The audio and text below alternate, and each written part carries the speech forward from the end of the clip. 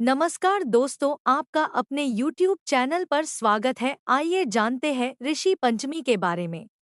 ऋषि पंचमी 2024 प्रत्येक वर्ष भाद्रपद माह के शुक्ल पक्ष की पंचमी तिथि को ऋषि पंचमी का व्रत रखा जाता है।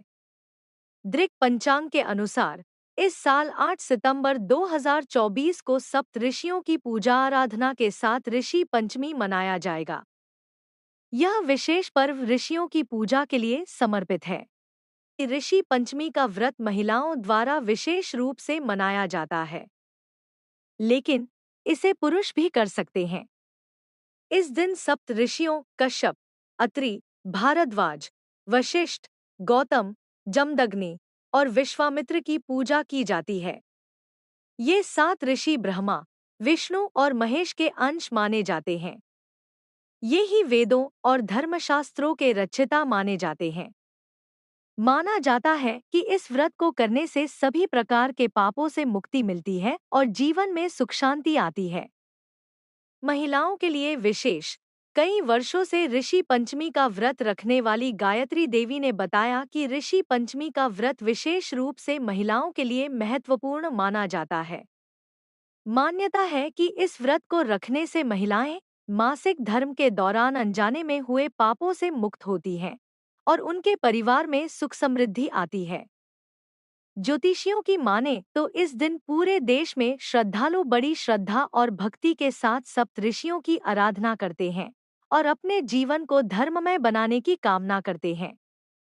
ऋषि पंचमी के इस पवित्र अवसर पर सभी भक्तजन अपने मन को पवित्र और सच्चे आस्था से ऋषियों की पूजा करेंगे और उनसे आशीर्वाद लेंगे।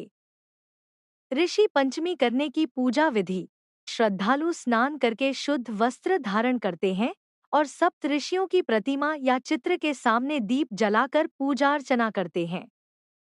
पूजा में पंचामृत, पुष्प, चंदन, धूप दीप और विभिन्न प्रकार के फल फूल अर्पित किए जाते हैं।